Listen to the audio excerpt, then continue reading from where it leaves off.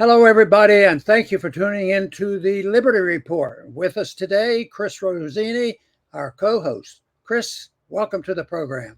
Great to be with you again, Dr. Paul. Very good. Today, we're going to talk a little bit in the main part of the program about a very famous governor from California. They even tried to kick him out of office, special election, but he overcame the obstacles and he's still governor. And that of course, is Newsom. And he's back in the news today because he said something that got in the news, and that had to do with we'd have done everything differently if we'd have only known the truth. And Chris and I will talk a little bit about that. But before that, I want to reflect a little bit about this week in gold, because there was a little bit of excitement going on. You know, on the 14th, which is a couple of days ago, there were several announcements about CPIs and PPIs and economic growth. And it was all the prices were going up significantly. And that, to me, says, well, printing too much money and we have a lot of inflation. Here's one headline: gold prices see some selling pressure as U.S. PPI sees sharpest rise in nearly a year. And I thought, what?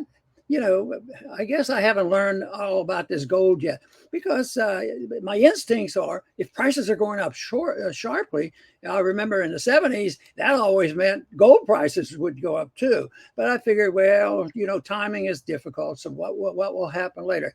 And that was a significant increase. And then there was another one here: producer prices soar in August as goods inflations reignite. And retail, another headline: retail sales unexpectedly soared in August as gasoline and fuel prices jumped. Well, that sounds to me like what people think is inflation. Of course, it's the consequence of inflation, debt being financed by monetization. So this seems like that it's not going like what you would predict. But we got a little different approach today. Those were, to me, I thought were understandable. And sometimes things are delayed because these articles were probably pretty instant. But I say, well, wait a while, wait until tomorrow or the next day, or sometimes an hour or two later. There'll be an announcement at the Fed: we're doing this. It'll have one word changed in their previous report, and either the markets will sink or gold will soar. So that's why it's really tough investing in gold, because if you're in trading gold, if you're looking long term, that's a different story. But if you're trading gold, I can understand those guys, being a little bit anxious at the time. And also, one of the reasons I don't get involved in that, I knew I couldn't stand it emotionally with prices going up and down so quickly. But today we saw a different story. Because here the headline for the morning was: gold prices surge to session highs after New York Fed survey rises to 1.9 in September, which means good business activity.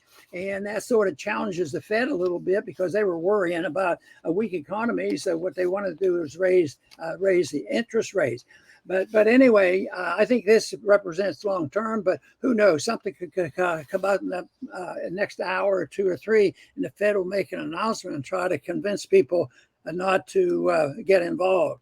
Because ultimately, I believe the Fed very much, and all the government deep state people, are watching gold very carefully because of the competition with international entities that are trying to compete with the dollar. So they watch it very closely. And I cannot forget the fact that in 1933, the first thing Roosevelt did was take the gold, literally stole the gold from the American people, because he stole it at $20 an ounce, and then they remonetized it $35 an ounce. So gold is very, very important. And although Bernanke was trying to explain to me, yes, Dr. Paul, but gold is not money. And I have a hard trouble understanding that. So I still think it is. And so are a lot of other people. And so are a lot more people, I think, individuals who are involved in trying to protect themselves of bad times ahead. There are more individuals like that now than there were during the Depression in the early 1930s. And so what I'm saying is a much bigger event, because if they play games like that, but I don't think they will confiscate gold. I don't think they'll be made illegal, but they're going to make it very, very difficult. I think at a time when, spending your gold or using your gold may be hindered by government regulations or taxes or whatever. But in the meantime, I think people should think about protecting themselves. And that's why I work with Birch Gold Group, because that's their profession. They get very much involved in helping people to truly invest in gold long term and benefit by the knowledge that has been gained over the years that gold is a heaven. No matter what the Fed does, and they claimed, and they got away with it, they had a lot of cash, and they were going to guarantee the dollar at $35 an ounce. And they did it for a long time, from 1947 all the way up to, 1971. But the market was too strong, and gold went from 35 up to, 2000. And it's bouncing around there right now. And there's a lot of people, including myself, we're anticipating it's going to go a lot higher yet. And it will be manipulated all. I think right now the effort is to manipulate it and keep it down, because gold is the ultimate test of the value of the currency. And our goal, our government's goal, and the deep state is to maintain credibility with the dollar, but they're losing the credibility constantly. So I think this is a good time to think about getting help and thinking about how you invest in gold. And that's why I work with Birch Gold Group. And they have some material that's available to you if you would like. And the material is informative, and you can get it merely by texting Ron 989898, and they'll send you material. They're not going to charge you in it. And if you open up one of these accounts, you don't have to pay taxes on any of your transfer or anything, to get it started. So I think this is very important that people have a place to go, because, it was a little more difficult when I first got involved. It wasn't even legal to own gold. And most of the activity was around the gold shares, because everybody knew it was going to happen. But once again, if you're looking for something and looking for help, you can get some information from the Birch Gold Group. And that is by texting Ron 989898, and they will send you the material. But then now we'd like to talk a little bit more about that famous governor of California who did not get kicked out of office. They had a special election because that was the goal.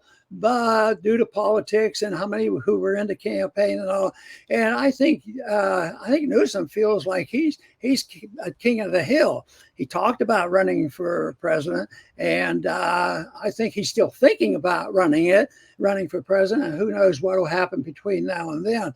But he did some interesting things here recently. He had his speech. I think it's just appearing, even though it was done a month or so ago. But he made a statement that we're going to talk about, and Chris has some interesting ideas about this. He says, Gavin, he's claiming we didn't know about this. We were totally surprised. If we'd have only known, we would have never done those things. And you know what? I don't know whether he has credibility or not. We would have never done those things. Well, they have a lot of reasons why they do it. They thought it was in their interest. And there are some people who wanted to have more domineering government and more control of the people. And they used lockdown with COVID for this purpose too. And this is what he's referring to. And he keeps talking about we would have done it differently. I wonder who we is. But it's never I did. I made a mistake and I'm sorry. I'm apologetic. No, he is saying that the whole thing, was just beyond knowing. But just think of how many people that we followed and talked about, physicians who stuck to their guns and stuck to the truth and lost their jobs and their credibility over it. So this is a big deal, Chris, and I know you've given it some thought. So what do we have today? That's right, Dr. Paul. The COVID authoritarians are trying to rewrite history, hoping that Americans have the memory of a goldfish, I guess. So the fact that they're even trying this instead of hiding in shame says something about them too. But yeah, claiming, "Oh no, we didn't know, we would do things differently," is nonsense. We could take hours and hours and just pull up quotes from everybody, from Fauci, from Walensky, from Lena Wen. I mean, think of all the people, Bill Gates. We could just sit here for hours and bring up quotes, but I'll just take one, and that's from the president when he was on national television on a CNN town hall in 2021. He says, "You're not going to get COVID if you have these vaccinations." Now, this is not someone that doesn't know saying, "I don't know if you're going to get COVID if you get these jabs." He says, "You're not." Okay. So they knew what they were saying, obviously. And their actions spoke even louder than their words. They were censoring all the people that were telling the truth, and they didn't even follow their own rules. They broke all of them with the lockdowns. They were having parties. They would walk around with no masks. They would stand with children with masks on and stand with no masks, taking these pictures. They would walk around with no masks, and then once the camera was on, they'd throw it on real fast. It was political theater, and it took a while for everybody to catch on. And now they're trying to say, "Oh, well, you can't look back now and say, that we could have known all this stuff. You can't be a Monday morning report." No, not Monday morning. People knew at that time. You don't just run in front of traffic, get squashed by a car, and say, "Oh, well, you can't know after the fact that you get squashed if you run in front of a car." No, you know ahead of time. Don't go in front of the car. You're going to get squashed. And people were saying the truth, and they were censored. So to claim, "Oh, we didn't know what we were doing," is nonsense, and nobody should fall for it. Well, this gives somebody the benefit of the doubt. They say there were 1% that knew exactly what they were doing, and it might have been very evil. It might have been those people. Matter of fact, probably more than 1%. It's they knew what they were doing because some of them wanted chaos, and if you were looking for chaos, they were certainly creating the chaos. But the other thing is whether they're the rich individuals who are coordinating the deep state or just who it is, it's to me, why are they doing it? Why are they doing it? Well, I think they do reject the higher natural laws of right and wrong. And so it isn't like most normal people throughout the history of the world had an inkling, even though it's always been very difficult for all civilizations to obey, and that is obey natural law and understand that lying and cheating and stealing and killing and all the things that go on is not nice. It's bad, and yet they do it. So I think they don't want to admit that. So when they come along, I got the governor. He Newsom says, "Well, we really didn't know." And Chris, make the point. I think they probably did know exactly what they were doing. There was a purpose in it. And if you believe that there's any merit to the argument that chaos is done on purpose under these conditions, because that's the philosophy of corporate, cultural Marxism. And that is cause chaos, consternation, and all this mess, because then if they can just totally destroy the system, and they've done a pretty good job of destroying the national security state as well as our educational system. Now they're working on medicine. What have they done to education? They're doing a pretty good job, but it does, as far as I'm concerned, open up the door to make the point they're lying scoundrels in order to do that. And now when they get caught, they say, "Oh, if we'd have only known, we would have been much more decent people," but we just couldn't know. And I think, Chris, that's what the point you're making. They can know, and maybe they knew it in a very dynamic fashion. They're using this, and the one thing that allows them to do this is they don't endorse a higher law. They believe that you can't know the truth, and they're trying to cancel out the information and the knowledge of the human race for thousands of years, that there was always something about honesty. Honesty and money even existed before the first so-called civilization. It's been here for a long time. And the honesty is what they have to cancel out. So they come down not saying that you're picking and choosing, and this is what's honest and this isn't. What they do is say, There is no way you guys over there at the Ron Paul Institute and all can know this, because nobody knows what truth is. And of course, there's many people that would disagree with that and think truth is knowable. And it also means that it is true that no one individual knows everything there is, and like is a dictatorship in determining what is true. But that, what the people in charge do, they dictate you. It's sort of fuzzy in there. So because there's no way to know the real truth, we will determine the truth. And that's what these people are doing. They're dictating, and that's why everything has to be collective, property ownership to collective, and even the penalties in us. And they're all of a sudden saying, if we only knew, things would have been different, and we couldn't possibly know. So that way, it makes it collective. It's not an individual like a governor of California making bad decisions, and the many others that did. And I think we should make this a blessing in disguise, because it helps us better understand, what is right and wrong, and that the nihilists who say you don't know truth, and they want to institute, the new system of nihilism that endorses a lockdown and welfareism and all the rest. So I think that it's going to be a job, because it is a philosophic struggle for people to willingly say that, you can know the right and wrong and good and bad. You can know that about morality. You can know about economic. You can know that about money. Sound money, is one thing that is understandable. And also, that fiat money and lying and cheating and regulation is not. That people know that. But if they can get benefits on the short run, believe me, there's enough people out there. But the majority of people, I think, know the difference between right and wrong. Right, Dr. Paul. And, you can't claim ignorance when the scale of what they did, placing almost virtually the entire nation under house arrest, deciding which businesses are important and which will go out of business. And so many just went out of business by decree, and throwing cloths on people's faces.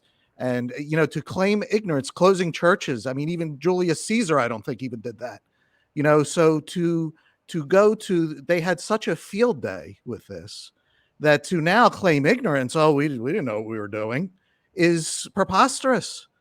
Under no circumstances should any of those things happen. Government shouldn't and doesn't have the authority to do any of those things. And I now wanted to move over from the left coast to the other left coast that's on the right, and that's New York City, which did such a number on themselves. They're so memorable. I mean, everybody, I'm sure, remembers Bill de Blasio going on TV offering people burgers and fries to go get the jabs, and them saying, see, look, you're going to be able to go to the gym, and you're going to be able to go to a restaurant, and all this stuff. I mean, this should never, ever happen in the land of the free, and the governor of New York was just as bad, perhaps even worse. She had a vaxxed necklace on that she wore all the time, and even had the audacity to tell people God wants you to get the vaccine. And that's a quote, and now she's still in office, going to New Yorkers and saying these words: tell everybody, this is a quote, don't rely on the fact that you had a vaccine in the past. It will not help you this time around. I mean, it's almost like we're commentators for a sci-fi, a dystopian movie here. How could this even be happening today? But it is, and fortunately, we took an optimistic approach weeks ago.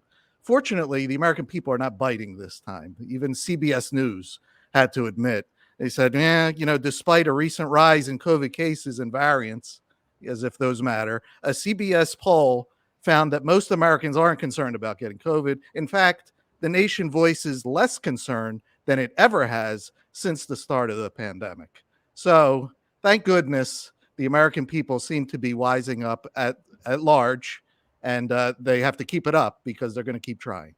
Very, very good. I was interested in how he used Newsom used the word we.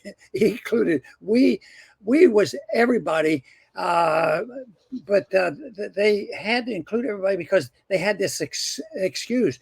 Because if he said, I'm just sorry that I was part of the 30% who took over because we're dictators to want to tell everybody what to do, and we were wrong, and we should, if we want to clean up our act, we need to, join people who are more interested in telling the truth. But it was always we. We wouldn't have done it that way. But that's all just collectivism, psychological collectivism, and they're not pointing out, well, why did you go wrong? Why did you punish doctors that were telling the truth? What was your purpose of this? And there has to be evil associated with that, because when it boils down to it, we're complaining in a way superficially of the harm done. But what about the real wickedness of destroying the education of young kids? What about the wickedness of what happened in our nursing homes? What about the wickedness of how many people died because of this, and how many lost jobs? And I think the one example of showing that this is going to be a perpetual harm done on all this stuff. Oh, we didn't know any better. We'll fix it with more government spending.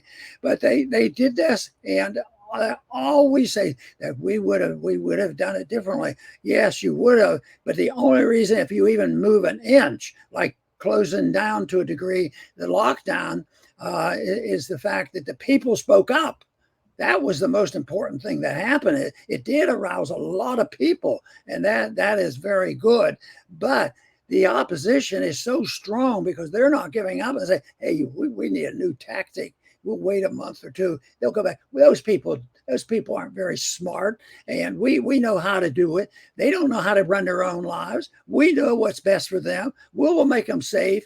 And if any outsider comes in, we'll start a war and take care of all the enemies in the world. The deep state is great because we're running the empire, and we know how to run the monetary system. So they have to do it. They'll be back. They are back. They're still out there. They're just waiting to come up with another thing. Just think of the nonsense going on in our political system and in our judicial system. Things haven't significantly improved there, other than the fact I think a lot more people are waking up, and we have to just get them in position where more people will speak out. Fantastic, Dr. Paul. I'll finish up with my closing statement. During those COVID years, many people were fooled by the government and the media. And from my point of view, it's understandable. Some people were nasty about it, and that is not understandable. But to be fooled by the government and media is understandable, because you're dealing with professional liars. The top of the top, there's a top 1% in every field.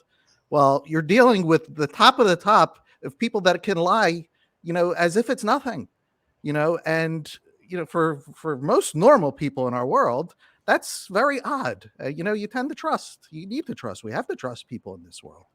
But, we're dealing with very professional liars. And I myself have been fooled. I used to be a Republican. I was fooled. I believed them back in my younger years until I realized how the two parties work. I realized, the Democrats are very open, and they're going to rip you off, and they're not ashamed of telling you that. They're very direct. But the Republican Party they play the opposite side. Oh, those Democrats are going to rip you off. We represent this small, limited, this, that, blah, blah, blah. And it's just not true. So the Republicans portray themselves as the good cop in the good cop, bad cop scheme. And I've been duped many times. No more.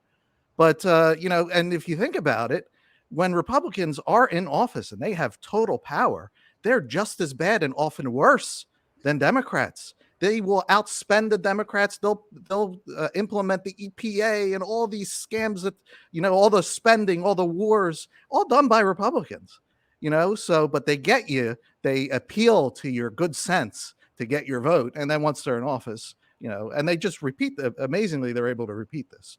But, once you learn that this is what we're dealing with, that these people do not tell the truth, that doesn't mean that governments in the future won't tell the truth. But today, they do not tell the truth. You have to not be fooled again. And that's what we hope when we point these things out. It's not to say, they got you. It's to say, don't let them get you again. Well, how would this change if people moved in a direction that we endorse, and that is a society that represents and recognizes personal liberty. Why would this be different? Well, to do that, you have to reject authoritarianism, because authoritarianism is violence, it's anti-constitutional, it's anti-moral, and it challenges the very nature of mankind, and a record that said that good and evil has been known for a long time. Well, if you try to get rid of it and substitute for it, then you have to come up with some other thing. And Chris has been talking about it, I've been talking about it, is that a group of people who are able to get control believe in their own minds, I think, that the people aren't capable of taking care of themselves, and it needs people that know how to help them out. But of course, what they're really doing is helping themselves out, because a lot of money is involved in this, because they're usually the wealthy people, but there's still a lot of other people that wouldn't necessarily be the billionaires that get involved in this battle, but they're people that are interested in it. And I think money is one thing, but it's usually involved, but it's not it. It's not the final thing. The other is the sort of psychopathic desire to have power over people, tell people what to do, be authoritarians. And this is a big deal. People will say, "Oh, wouldn't it be terrible if we had total anarchy and there would be no rules, no regulations?" No, there'd be some very strict rules, a lot stricter than some of the moral rules we have today, because everything would be done by voluntarism. And if you want to associate or communicate personally, sexually, religious-wise, or internationally, or whatever, you would do it with one rule. Both sides have to be agreeable to it before you try to interchange or inject your thoughts or tell people what to do. So if an authoritarian would give up their desire to be authoritarians and tell people what to do because they're saving the world, that won't work. We have to convince and show people how much better it is. I've been always convinced, once I understood the market, if the people who are the progressives, how they sell their authoritarianism is, we're going to take care of the sick, the people, the old, and everybody, and we will have the welfare state, and everybody's going to be happy. But if you compare the authoritarian states, then that's one thing. If you compare that to a libertarian leaning state, is a big difference, because the freer the country, the more prosperity there is, and the more peace there is. So that to me is very important. But we have a job, because we have to present that case to more people quickly, because there will be a climactic end to the mess that we have now. And the answer to this is something that I believe so sincerely in, that if you have more people waking up and going out and speaking, they'll find out many others will stand up. I've been thinking that all along. They're out there, and we have to communicate with them. I want to thank everybody for tuning in today to the Liberty Report. Please come back soon.